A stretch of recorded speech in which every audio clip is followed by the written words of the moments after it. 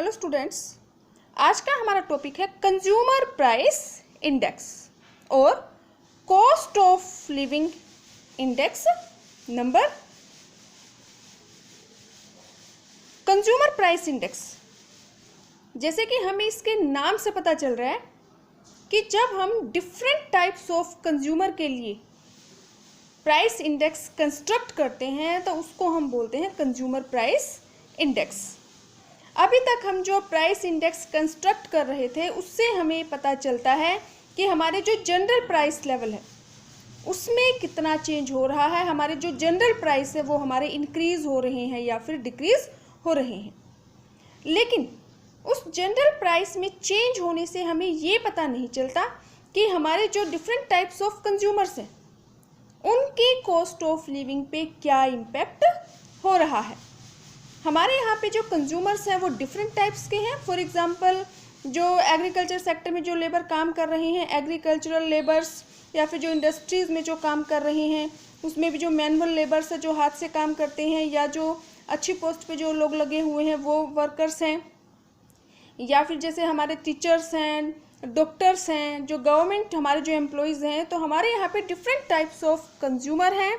तो इसीलिए जो अलग अलग टाइप के जो कंज्यूमर्स हैं उनकी जो वो जो एक्सपेंडिचर करते हैं जिन और गुड्स और सर्विसेज पर वो भी अलग अलग होते हैं। जो रिचर सेक्शन से जो बिलोंग करते हैं, जो नॉन मैनुअल लेबर हैं या जो गवर्नमेंट एम्प्लॉयज़ हैं, वो जो गुड्स और सर्विसेज पर खर्चा करते हैं वो अलग चीज़ों पे करते हैं। और जो हमारे जो मैनुअल लेबर्स हैं या जो एग्रीकल्चरल जो लेबर्स हैं, इंडस्ट्रीज़ में जो काम करते हैं, वो जो वर्कर्स हैं उनका एक अपना अलग गुड्स और सर्विसेज पर वो खर्च करते हैं। तो इसीलिए डिफरेंट टाइप्स ऑफ कंज्यूमर के लिए हमें अलग अलग प्राइस इंडेक्स कंस्ट्रक्ट करना पड़ता है। उसको हम बोलते हैं कंज्यूमर प्राइस इंडेक्स या फिर cost of living index number. क्योंकि जो हम प्राइस इंडेक्स कंस्ट्रक्ट करते हैं उससे हमें सिर्फ जनरल प्राइस लेवल में चेंज होने का पता चलता है, लेकिन उस चेंज से हमें ये पता नहीं चलता कि डिफरेंट सेक्शंस ऑफ जो सोसाइटी है उनकी कॉस्ट ऑफ लिविंग पर क्या इफ़ेक्ट होगा।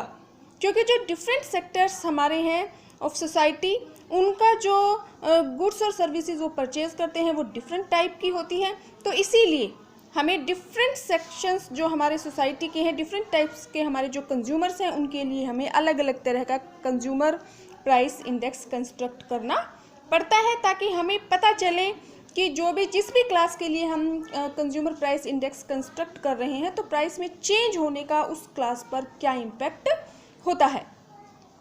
The consumer price index is the index number which measures the average change in prices paid by the specific class of consumers for goods and services consumed by them in the current year in comparison with base year। तो हमारा जो consumer price index है या cost of living index जो number है, इसमें हम जो भी डिफरेंट सेक्शंस ऑफ हमारे सोसाइटी के हैं, जो कंज्यूमर की डिफरेंट टाइप्स होती है, उसमें से हम एक टाइप सेलेक्ट कर लेते हैं कि हमें किस तरह के जो कंज्यूमर्स हैं उनके लिए प्राइस इंडेक्स नंबर कंस्ट्रक्ट करना है। फिर हम उनकी जो भी गुड्स और सर्विसेज वो क्लास यूज़ करती है वो गुड्स और सर्विसेज सेलेक्ट करते हैं, उनके जहाँ पे वो रह रहे हैं वहाँ जो प्राइसेस हैं उन चीज़ों के उनको हम लेते हैं और उन प्राइसेस को लेकर हम प्राइस इंडेक्स कंस्ट्रक्ट करते हैं। हमारे जो करंट ईयर का जो प्राइस इंडेक्स होता है उसको हम बेस ईयर के जो प्राइसेस हैं उनसे हम कंपैरिजन करते हैं।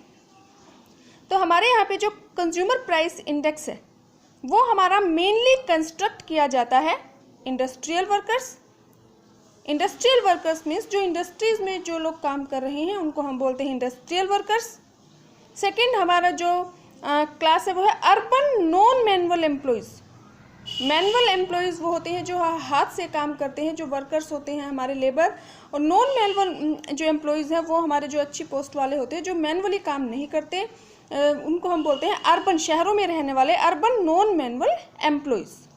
नेक्स्ट हमारी जो क्लास है वो है एग्रीकल्चरल लेबर्स। जो एग्रीकल्चर में जो काम करते हैं जो लेबर, उनको हम बोलते हैं एग्रीकल्चरल लेबर्स। तो हमारे यहाँ पे मेनली ये कंज्यूमर्स को ये 3 सेक्शन में डिवाइड किया जाता है और इनके लिए जो कंज्यूमर प्राइस इंडेक्स है वो कंस्ट्रक्ट किया जाता है। यानी कि अलग अलग क्लास के लिए अलग अलग प्राइस इंडेक्स बनाया जाता है, ताकि हमें पता चले कि ये जो क्लास है, फॉर एग्जांपल इंडस्ट्रियल वर्कर्स है, ये अलग तरह की गुड्स और सर्विसेज का यूज़ करती है, तो ये जो जिन चीज़ों का यूज़ करते हैं उनके प्राइस इंक्रीज़ या डिक्रीज़ होने का इनकी लाइफ पर क्या इम्पैक्ट होगा, इनका जो एक्सपेंडिचर है वो इंक्रीज़ होगा या डिक्रीज़ होगा।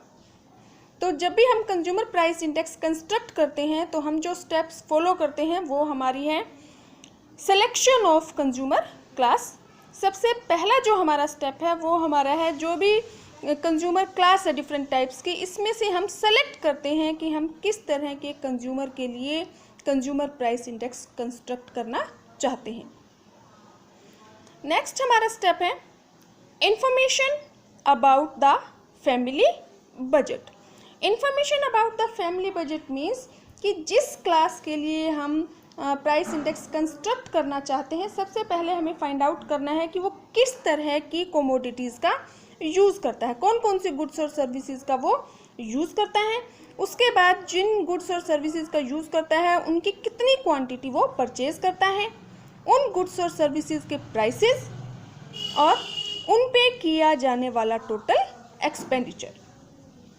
Information about the family budget means कि इसमें हम सबसे पहले देखते हैं कि जिस भी कंज्यूमर क्लास के लिए हम प्राइस इंडेक्स कंस्ट्रक्ट करना चाहते हैं वो कौन कौन सी गुड्स और सर्विसेज परचेज करता है।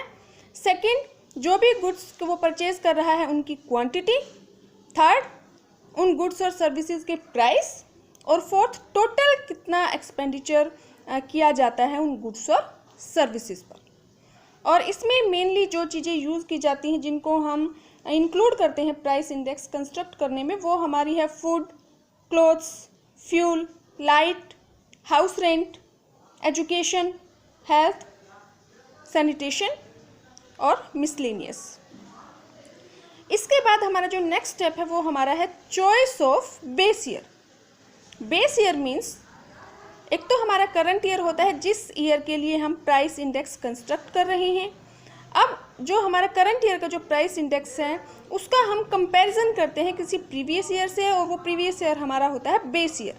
तो बेस ईयर जो है वो हमारा ऐसा ईयर होना चाहिए जिसमें बहुत ज़्यादा फ्लक्चुएशंस ना हो प्राइस में, हमारा एक नॉर्मल ईयर होना चाहिए और बहुत पहले का भी बेस ईयर नहीं होना चाहिए, ताकि जो कंपैरिजन है वो हमारा सही हो।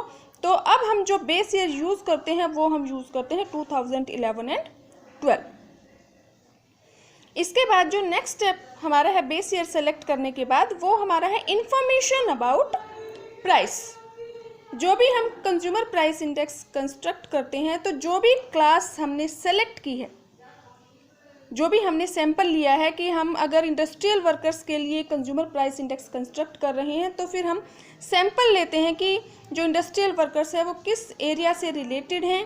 तो जिस एरिया से वो वर्कर्स रिलेटेड है, जहाँ पे वो रह रहे हैं, उसी रीजन में जाकर उन गुड्स और जो सर्विसेज हैं उनके प्राइस कलेक्ट किए जाते हैं, ताकि जो भी वर्कर्स हैं, फॉर एग्जांपल अगर हम बात करते हैं कि वो हरियाणा से बिलोंग करते हैं तो वहाँ के प्राइस, अगर वो गुजरात में है तो वहाँ के प्राइस, तो प्राइस से रिलेटेड इंफॉर्मेशन कलेक्ट की जाती है।